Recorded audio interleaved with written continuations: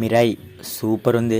కార్తిక్ గారి cinematography, production values, VFX అన్నీ చాలా బాగున్నాయి. ఇక సినిమా ఎలా ఉంది అనే విషయానికి వస్తే నాకైతే నచ్చలేదండి. మెయిన్గా high factor, engaging, gripping story telling అనేది మిస్ అయింది. ఫస్ట్ హాఫ్ వరకు సినిమా పర్లేదు అనిపించినా ఫస్ట్ హాఫ్లో కూడా హై ఇచ్చేలాంటివి ఏం లేవు. కానీ ఏదో జరుగుతుంది, సరే చూద్దామని ఒక క్యూరియాసిటీ బిల్డ్ చేశారు. సెకండ్ హాఫ్లో కూడా ఏదో ప్రమాదం జరుగుతుంది ఉంది అని చెప్తూనే ఉంటారు కానీ ఇలాగా చెప్తూనే ఉంటారు. సరే అది ఎప్పుడు జరిగేది అని అనుకుని సినిమా చూస్తూ ఉంటేనే సినిమా అయిపోయింది. అసలు ఇంత బిల్డప్ ఇచ్చారు, ఏం జరిగింది, ఎలా ఆపారు? అందులో హై లేదు, ఎంగేజింగ్ ఫ్యాక్టర్ లేదు, ఇవేం లేకుండా బతికున్న శవంలా అయిపోయింది నా పరిస్థితి థియేటర్లో. సెకండ్ హాఫ్ లో ఒక యాక్షన్ సీన్ కొంత ఓకే అనిపించింది. సరే క్లైమాక్స్ లో ఇంకా అయి ఉంటది. ఆ ప్రమాదాన్ని ఆపే టైంలో ఒక క్యూరియాసిటీ బిల్డ్ చేసి సినిమా క్లైమాక్స్ లో గట్టిగానే హైకి వెళ్తుందేమో అనుకున్నా. కానీ అంతా లేదక్కడ.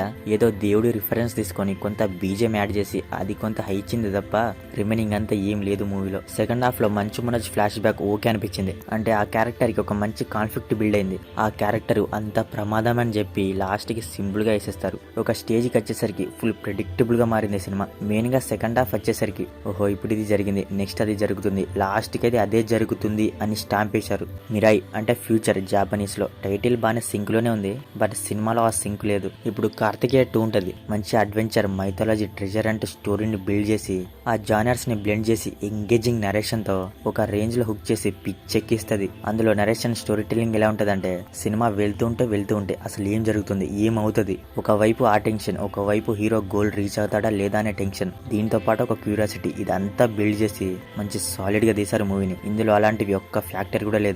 విజువల్స్, బ్యాక్గ్రౌండ్ మ్యూజిక్ గురించి కాదు నేను చెప్పేది, ద మెయిన్ అయిన స్టోరీ టెల్లింగే చాలా బోరింగ్ గా ఉంది. ఇలాంటి ఒక జానర్స్ ని మంచిగా యూజ్ చేసుకోవాలి కానీ సినిమా మెంటల్ ఎక్కిస్తుంది. కార్తికేయ 2 లాగే ఉండాలి అని చెప్పట్లేదు, అలా హుక్ చేసేలా తీయాలి అని చెప్తున్నా. 9 పుస్తకాలు, 8 ఆల్రెడీ ఉన్నాయి. ఆ 9వ పుస్తకం అతని గనక దొరికితే ఇక అంతే అనే రేంజ్ లో హైప్ ఇచ్చారు.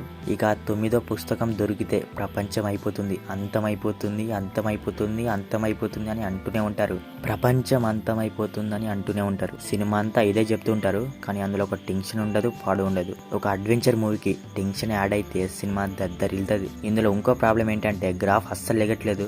ఏంట్రా గ్రాఫ్ స్ట్రేట్ గా వెళ్తుంది లేదా పడిపోతుంది, కానీ లెగటం మాత్రం లెగట్లేదు అనే టైప్ లో ఉన్న నేనైతే. సినిమాలో కుప్పలుగా హై ఉందన్నారు, కానీ ఏం లేదు. పర్ఫార్మెన్స్ విషయానికి వస్తే తేజ, మంచు మనోజ్, శ్రేయ, జగపతి బాబు అందరూ బాగానే చేశారు. ఒక్క రితిక తప్ప. రితిక యాక్టింగ్ చాలా వరకు ఆర్టిఫిషియల్ గా ఉంది.